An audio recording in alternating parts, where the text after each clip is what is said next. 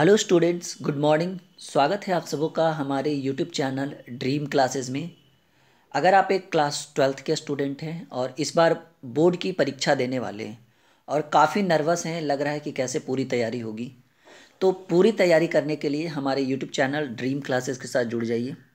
क्योंकि जो हमारी यूट्यूब टीम है ये आपको सभी सब्जेक्ट की तैयारी करवा रही है। फिजिक्स, केमिस्ट्री, बायो, इंग्लिश, सभी के टीचर्स यहाँ पे अवेलेबल हैं। तो हमारे चैनल के साथ आप जुड़ सकते हैं, बिल्कुल फ्री ऑफ कॉस्ट है। सब्सक्राइब करके नोटिफिकेशन का बेल अगर आप हमारे चैनल पे दबाते हैं तो जब भी हम कोई वीडियो अपलोड करेंगे तो उसका नोटिफिकेशन आपके फ़ोन पे जाते रहेगा। तो हमारे चैनल पे लगभग आपको 400 से 500 वीडियो मिल जाएगी क्लास 12th के एग्ज़ाम के लिए। और अगर आप चाहें तो पीडीएफ, पोर्टेबल डॉक्यूमेंट्स फॉर्मेट, क्योंकि समय काफ़ी कम बचा है, पीडीएफ आप खरीद सकते हैं हमारे चैनल के थ्रू।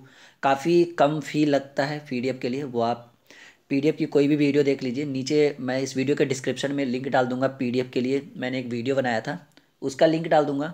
उस लिंक पे क्लिक करके आप पीडीएफ, मतलब जितने भी पीडीएफ का टॉपिक है उस चीज़ को फॉलो करिए। पेमेंट करने के बाद जो भी हमारा रूल रेगुलेशन है वो अगर आप करते हैं तो आपको 6 घंटे के अंदर आपको पीडीएफ प्रोवाइड कर दिया जाएगा।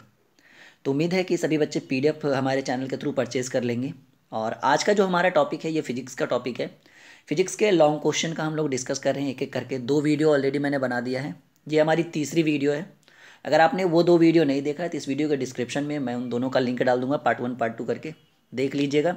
सभी क्वेश्चंस काफ़ी इंपॉर्टेंट है, प्रीवियस ईयर्स पूछे गए क्वेश्चंस हैं और इस बार बोर्ड के एग्जाम में आने की बिल्कुल संभावना है। तो अगर आप कोई भी बोर्ड, चाहे वो बिहार बोर्ड हो, यूपी बोर्ड हो, एमपी हो या कोई भी बोर्ड हो, अगर आपका हम लैंग्वेज हिंदी है तो आप हमारे चैनल के साथ जुड़कर हमारे चैनल के थ्रू सभी चैप्टर के सभी सब्जेक्ट की तैयारी कर सकते हैं। पीडीएफ खरीद सकते हैं, ठीक है। तो पीडीएफ काफ़ी अच्छा चीज़ है, मैं बार बार बोल रहा हूँ क्योंकि एग्ज़ाम काफ़ी कम है। अगर 2 महीने 2.5 महीने में पूरी तैयारी करनी है तो पीडीएफ से बढ़िया कुछ नहीं होगा। बुक से तैयारी उतनी बढ़िया हो नहीं पाएगी आपको। तो चलिए हम लोग डिस्कस करते हैं सीधे टॉपिक पे। तो आज का जो हमारा लॉन्ग क्वेश्चन है उस पर हम ज़्यादा न्यूमेरिकल्स वगैरह सॉल्व नहीं करेंगे, मतलब इक्वेशन बना के नहीं देंगे। रीज़न क्या है, क्योंकि समय काफ़ी कम बचा और पढ़ाना बहुत चीज़ें हैं, बाकी रह गया है अभी। तो मैं ज़्यादा डिटेल्स के साथ नहीं चलूँगा, बट क्वेश्चंस डिटेल के साथ बना हुआ रहेगा, वो आप समझ सकते हो क्योंकि आपने पूरे 10 महीने की तैयारी कर रखी है तो कुछ ना कुछ तो ज़रूर आपके माइंड में गया होगा। तो मैं उतना डिटेल्स के साथ, मतलब न्यूमेरिकल्स वगैरह सॉल्व नहीं करूँगा, मैथ्स वगैरह बना के नहीं दूंगा, बस मैं समझा दूंगा कल कहाँ ऐसे ऐसे ये वाला फॉर्मूला लगा लीजिएगा इस टाइप से, ठीक है। और इसी तरह आप क्वेश्चंस को पूरी कॉपी में लिखिए। अगर हमारा लैंग्वेज आप यूज़ करते हैं तो आपको बोर्ड का एग्जाम में काफ़ी अच्छा नंबर आएगा, ठीक है। पहला हमारा क्वेश्चन है क्वेश्चन नंबर 12। 11 क्वेश्चन पार्ट 2 तक हो गया। क्वेश्चन नंबर 12, पतले लेंस से अपवर्तन का सूत्र या लेंस मेकर सूत्र को सत्यापित करें। काफ़ी इंपॉर्टेंट क्वेश्चन है कि पतले लेंस से अपवर्तन का सूत्र या लेंस मेकर सूत्र को सत्यापित करें। तो देखिए ये हमारा एक लेंस है, ठीक है। ये हमारा एक लेंस है, इस पर प्रकाश की किरण आ रही है और परावर्तन के बाद नीचे हो रही है। इस टाइप से एक फिगर बनाना है आपको छोटा सा, ठीक है। और यहाँ पे μ2 is equal to μ1, sorry μ2 greater than μ1, यानी μ2 जो है वो μ1 से बड़ा है। और यहाँ पे मैंने μ2 प्रदर्शित किया, यहाँ μ1। तो पतला लेंस जो है ये हमारा, ठीक है। इसमें आपको लेंस अपवर्तन का सूत्र या लेंस मेकर सूत्र को सत्यापित करना है। तो देखिए इसके बारे में क्या लैंग्वेज लिखा गया है। कहना है यहाँ पर कि माना कि μ2 अपवर्तनांक का एक पतला लेंस μ1 अपवर्तनांक वाले माध्यम में रखा गया है। देखिए यहाँ पे रखा गया है, ठीक है। μ2 अपवर्तनांक वाला एक पतला लेंस जो है वो μ1 अपवर्तनांक वाले में रखा गया है। उसके बाद क्या कहना है इनका कि लेंस के दो अपवर्तक सतह की वक्रता त्रिज्या क्रमशः R1 और R2, त्रिज्या को हम लोग R1 और R2 से डिनोट करते हैं, तो वक्रता त्रिज्या क्या होगी, R1 तथा R2 है। माध्यम का अपवर्तनांक लेंस के अपवर्तनांक से कम होता है। ये तो आपको भी पता है कि माध्यम का जो अपवर्तनांक होता है वो लेंस के अपवर्तनांक से कम है। एक बिंदु क्या लिया गया है, ओ लेंस के प्रधान अक्ष पर ध्रुव से u दूरी पर रखा गया। एक बिंदु जो है वस्तु ओ लेंस के प्रधान अक्ष पर ध्रुव से u दूरी पर रखा गया है। देखिए यहाँ पे u दूरी पर रखा गया है, ये लेंस है, ठीक है। फिर कहना है कि O से 2 किरण चलती है। एक किरण जो लेंस के पोल यानी ध्रुव से गुजरती है, वो किरण लेंस के पहले अपवर्तक सतह पर आपतित होती है, जो अपवर्तन के बाद प्रधान अक्ष को I बिंदु पर काटती है। ये कहाँ काटेगी, आपको I बिंदु पर काटेगी। फिर कह रहा है कि लेकिन दूसरे सतह से अपवर्तन होने पर इस प्रकार का बिंदु वस्तु O का ध्रुव P से भी दूरी पर लेंस के भी दूरी पर जो है वास्तविक प्रतिबिंब बनता है। I पर यानी I1 पर आभासी प्रतिबिंब लेंस के दूसरे सतह के लिए वस्तु का काम करती है। ये आपको ये जो जितना टॉपिक्स हमने इसमें लिखाया है ये सभी आपको इस फिगर में दिखेगा, ठीक है। आप एक एक लैंग्वेज को पढ़ो और इस फिगर को देखो। अगर एक भी चीज़ कुछ भी डाउट हो तो आप हमें कमेंट बॉक्स में कमेंट कर सकते हैं। इतना होने के बाद अब हम लोग नीचे आते हैं। अब देखिए यहाँ पे हमको लगाना है सबसे पहले कि लेंस के पहले सतह से अपवर्तन का सूत्र μ2/v1 minus μ2/u is equal to μ2 minus μ1/r1। ये हमारा इक्वेशन फर्स्ट हो गया। अब कह रहा है लेंस के दूसरे सतह से अपवर्तन का सूत्र μ2/v minus μ2/v1 is equal to μ1 minus μ2/r2। ये हमारा दूसरा सूत्र है। अब कहना है कि समीकरण 1 प्लस समीकरण 2 करने पर, इतना आप करोगे तो खैर सॉल्यूशन तो कर ही सकोगे, इन दोनों को जोड़ने पर, ठीक है। समीकरण 1 और समीकरण 2 इन दोनों को जोड़ने पर जो हमारा समीकरण बनेगा ये μ2 माइनस v1/μ2। इस तरह से आप जो है समीकरण जोड़ के कैलकुलेशन आप कर दीजिएगा और ये 4 लाइन आप करिएगा। बिल्कुल जोड़ के देखिए, कोई दिक्कत नहीं, कोई इसको पहले जोड़िए, इसको और इसको आपस में जोड़िए, ठीक है। फिर अगर कुछ भी डाउट हो, क्योंकि ये दो आपस में बराबर ही हो जाएगा, तो फिर समीकरण 1 समीकरण 2 जोड़िए और समीकरण 1 और 2 जोड़ने के बाद आपको 1/v minus 1/u is equal to μ2 minus μ1 minus μ2/μ1 minus 1 और ये हमारा इधर बच जाएगा 1/r1 माइनस 1/r2, ठीक है। तो फिर आपका ये एक समीकरण बन जाएगा। ओके, ये हमारा समीकरण हो गया 3। फिर आपको लेना है लेंस का सूत्र, पढ़े ही होंगे कि 1/b minus 1/u is equal to 1/f, जहाँ f is equal to focus दूरी, u वस्तु की दूरी, v प्रतिबिंब की दूरी, ठीक है। ये आपने पढ़ा होगा 10th में भी कि 1/b minus 1/u is equal to 1/f, जहाँ u हमारी वस्तु की दूरी, f फोकस दूरी और v प्रतिबिंब की दूरी। तो समीकरण 3 तथा 4, ये हमारा 3 है, ये 3 है और ये 4 है। इसको अगर लीजिएगा तो 1/f is equal to μ2 minus μ2/μ1 minus 1 into 1/r1 minus 1/r2, ये आपका निकलेगा। और ये आपका बन गया, यहाँ कहाँ गया क्वेश्चन, हाँ, कि पतले लेंस से अपवर्तन का सूत्र निकल गया या लेंस मेकर सूत्र सत्यापित करें। हमारा ये हो गया लेंस मेकर सूत्र। ओके ओके, आई होप कि कुछ तो जरूर समझ में आया होगा 50-50, क्योंकि कुछ हार्ड है, न्यूमेरिकल्स ऐड है तो थोड़ा समझ में कम आएगा। ओके, चलिए देखिए, ये जो प्रश्न बोलेगा ना फिगर में बिल्कुल उसी तरह से लिखा हुआ रहेगा। एक चीज़ आप याद रखना, जैसे हमारा ये 13 नंबर क्वेश्चन है कि d दूरी पर रखे गए लेंस के समतुल्य, d दूरी पर रखे गए लेंस के समतुल्य लेंस की फोकस दूरी को सत्यापित करें। ये हमारा d दूरी पर रखा हुआ है, लेंस के समतुल्य लेंस की फोकस दूरी हमें ज्ञात करना है, ठीक है। तो चलिए ट्राई करके देखते हैं, कुछ ना कुछ तो ज़रूर हमें समझ में आएगा। कहना है कि माना कि L1 तथा L2 दो लेंस हैं। देखिए ये हमारा L1, जस्ट वेट, ये हमारा L1 और ये L2 हमारा क्या है, दो लेंस है, ठीक है। दोनों के बीच की दूरी d है। इन दोनों के बीच की दूरी क्या है, यहाँ से यहाँ तक के बीच की दूरी d है। ये फिगर आपको बनाना पड़ेगा एग्जाम में कि माना कि L1 तथा L2 दो लेंस है, दोनों के बीच की दूरी d है। लेंस L1 तथा L2 का फोकस दूरी क्रमशः F1 तथा F2 है। L1 तथा L2 की फोकस दूरी जो है वो F1 तथा F2 है, ठीक है। ये आपका F1 हो जाएगा एक जगह और ये आपका क्या हो जाएगा, एक जस्ट वेट, हाँ, F1 हो जाएगा, एक हो जाएगा आपका F2। ओके, फोकस दूरी हमारा कहाँ है, F1 तथा F2। फिर हम लोग पढ़ते हैं, करा कि सॉरी F है ना, F1 F2 मैंने पढ़ दिया था, ठीक है, कि लेंस L1 तथा L2 की फोकस दूरी, L का फोकस दूरी F है। फिर कहना है इसका, यहाँ पे मैंने थोड़ा सा मिस्टेक कर दिया। फिर कहना है कि प्रधान अक्ष के समानांतर चलने वाली किरण पहले लेंस से अपवर्तन के बाद प्रधान अक्ष को F1 पर काटती है। देखिए लेंस को परावर्तन के बाद ये प्रधान अक्ष को कहाँ पे काटेगी, F पे काटेगी, ठीक है। उसके बाद कह रहा है कि लेकिन लेंस L2 के कारण यह प्रधान अक्ष को F पर काटती है। लेकिन लेंस F2 के कारण यह प्रधान अक्ष को किस पे काटती है, काटना चाहिए था F2 पे, सॉरी F1 पे यहाँ पे, लेकिन काट रही है F पे। ओके, प्रधान अक्ष को F पर काटती है। तो त्रिभुज ABC में ये आपको इस टाइप से बनाना है, समीकरण बनेगा। उसके बाद ये आपका देखिए, ये सब आप लोग कर लीजिए इतना, क्योंकि काफ़ी इंपॉर्टेंट है, यहाँ पे काफ़ी लंबा जाएगा। मैं अब इतना अगर मैं एक एक चीज़ को टॉपिक बाय टॉपिक समझाना स्टार्ट कर दूँ तो फिर काफ़ी लंबा चला जाएगा, ठीक है। तो आप इस चीज़ को थोड़ा सा देख लीजिए, आपको ऐसे करके समीकरण बनाना है। एक बहिष्य कोण बनेगा, ठीक है।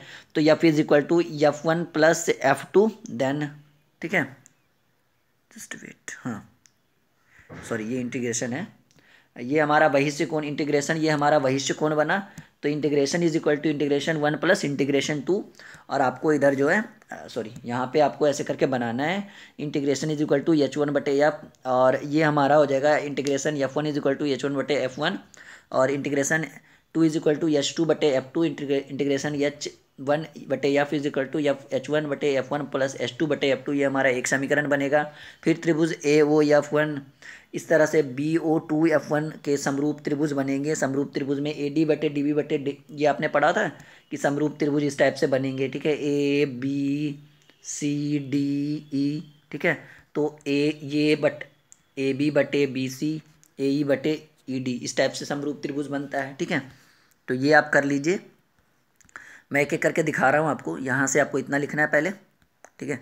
वीडियो को आराम से रोक के लिख लीजिए, कोई दिक्कत ना होगा आपको, ठीक है, क्योंकि अब इतना टाइम बचा ही नहीं है कि मैं आपको एकदम धीरे धीरे पढ़ाऊँ, क्योंकि सारे सिलेबस तो आप लोग के चैप्टर वाइज मैंने ख़त्म कर दिया। लॉन्ग क्वेश्चन थोड़ा कम पढ़ाए थे, क्योंकि मैंने ऑलरेडी बता दिया था आप लोग को कि लॉन्ग क्वेश्चन आपको एग्ज़ाम के टाइम में ही मैं दे दूंगा, जो मुझे अच्छा लगेगा। तो अभी तो 20-25 लॉन्ग क्वेश्चन आपके लिए लेकर आए हैं, और भी 2-4-10 लेकर आएंगे, इतने में आपके सारे क्वेश्चन डील हो जाएंगे। तो आप देख लो, अगर कुछ भी डाउट हो तो आप हमें बताना इसमें। और ये आपका कैलकुलेशन है एक तरह का, समझ लो, ठीक है, मैथ्स का, जैसे जो हमारा फॉर्मूलाज वगैरह होता है। जैसे पिछला क्वेश्चन जैसे मैंने आप लोगों को समझाया था कि 1/V minus 1/E is equal to 1/F। तो यहाँ तक आपको क्लियर करना है, जैसे आप करो, एन केन प्रकार एन, जैसे भी आप करो, क्योंकि समय बहुत कम है। और अगर आपको इस चीज़ को अच्छे से समझना है तो PDF तो मैं हर बच्चों को बोलता हूँ भाई, PDF लो, आप लोग काम देगा आपको। PDF को इग्नोर मत करो, 100-200 से कुछ नहीं होता है, इग्नोर करोगे तो बाद में बहुत पछताओगे जब पेपर आपके ख़त्म हो जाएंगे तब, कि काश मैं ड्रीम क्लासेस का PDF परचेज कर लेता, कुछ तो फ़ायदा होता मुझे। 100-200 से क्या होता है, कुछ होता है थोड़ी है। कहीं बच्चे देखो 10-10, 20-20 हज़ार रुपया पेमेंट करके ना फिर भी पास नहीं होते, तो क्या करोगे आप वहाँ पे? थोड़ी आप टीचर को पीटने जाओगे, नहीं ना।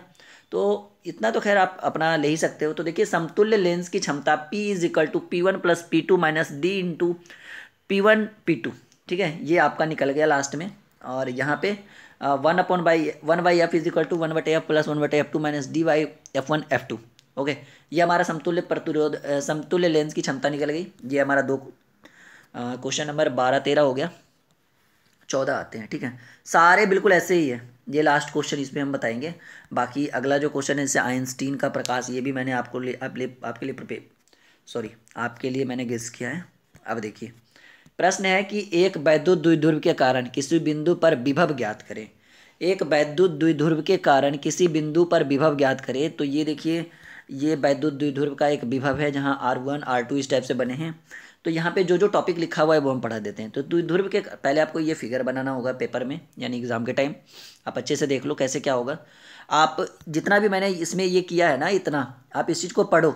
अगर आपने 12th की अच्छी से तैयारी की है तो आप पढ़ो, आपको समझ में आएगा, कोई दिक्कत नहीं है, ठीक है। हमारे लैंग्वेज काफ़ी सटीक लैंग्वेज रहते हैं, जो आपके पेपर में काफ़ी इंपॉर्टेंट माना जाता है, ठीक है।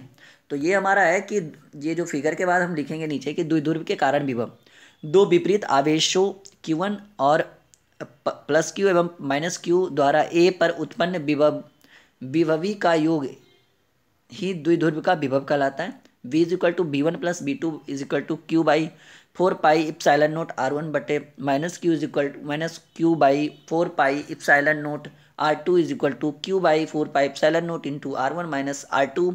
अब यहाँ पे ज्यामितीय रूप से पढ़ेंगे कि R1 का square is equal to R square plus A square is equal minus 2AR cos theta is equal to R square minus 1 plus A square plus R square minus 2A/R cos theta, ठीक है। तो ये सभी चीज़ें आपने पढ़ा होगा अगर आप क्लासेस कर रहे होगे।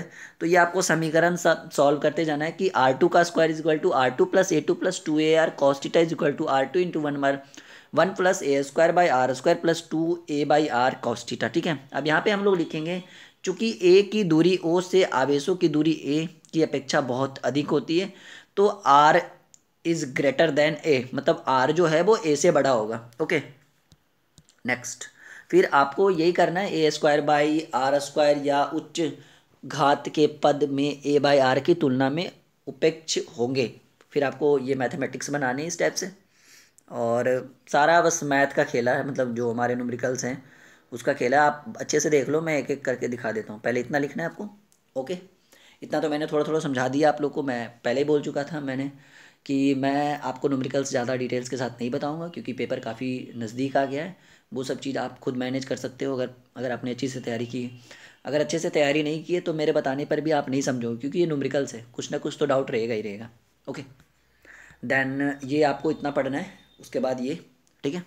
फिर आपके ये लास्ट में टॉपिक्स हैं इतना, ठीक है। और फिर हमारा v is equal to P vector into R vector, ये हमारा आ जाएगा लास्ट में। ये आ गया, इसलिए p is cos theta is equal to P vector into R vector by R. अब कैसे आया ये देख लेना, P vector into R vector is equal to P R cos theta. तो ये कॉस थीटा को हमने इधर लेके चले गए, ठीक है। तो पी वेक्टर आर वेक्टर और ये बटा ये आर जो इधर आ गया, तो ये हमारा हो गया, जस्ट वेट, हाँ, P cos theta is equal to P vector into R vector by R. तो ये हमारा पी कॉस थीटा को बी मान लेंगे हम लोग, क्योंकि यहाँ पे बी का मान है, ठीक है। तो V is equal to P vector into R vector बटे 4 pi epsilon naught R Q. ये हमारा निकल गया लास्ट में। हमारा क्वेश्चन था कि एक विद्युत द्विध्रुव के कारण किसी बिंदु पर विभव ज्ञात करें। तो ये विभव निकला हमारा कि v is equal to P vector into R vector बटे 4 pi epsilon naught R Q, ठीक है। और आगे के क्वेश्चंस जो हैं, ये एक क्वेश्चन हम आपको और बता देते हैं। ये हमारा क्वेश्चन है, नहीं रहने देते हैं। 14 क्वेश्चन हो गया, काफ़ी है। फिर ये वीडियो काफ़ी लंबा चला जाएगा, आप लोग बोर फील करोगे। आई होप कि आपको ये वीडियो पसंद आया होगा। थोड़ा न्यूमेरिकल्स हम कम बताते हैं, मतलब जानबूझ के, ताकि बच्चे जो हैं ज़्यादा से ज़्यादा पढ़ सके। ज़्यादा से, अगर इस चीज़ से आप सहमत नहीं हैं तो आप हमें मैसेज कमेंट करें। और देखो भैया, आप लोग जो है ना, लाइव टेस्ट जब होती है हमारी, तो उसको बिल्कुल मिस ना करो। लाइव में देने का ही मज़ा है। वो अलग बात है कि उस वीडियो को, उस टेस्ट को आप बाद में भी ऑफलाइन भी दे सकते हो, बट ऑफलाइन में वो मज़ा नहीं है जो मज़ा लाइव देने में है, ठीक है। इसलिए लाइव जब मैं आता हूँ, ये आपके टेस्ट की टाइम हमेशा 7 बजे शाम में रहेगी। दिन कोई भी दिन हो वो मैं आपको बता दूंगा, लेकिन टाइमिंग जो है वो फिक्स रहता है, शाम के 7 बजे आपके टेस्ट होंगे। तो लाइव सेशन तो ज़रूर ज्वाइन करो। कौन फीस लग रहा है आपको लाइव ज्वाइन करने में, तो लाइव टेस्ट दिया करो। उम्मीद है कि वीडियो पसंद आया होगा, और इस टाइप की वीडियोज़ के लिए आप हमें जल्द से जल्द कमेंट करेंगे। Then thank you for watching this video.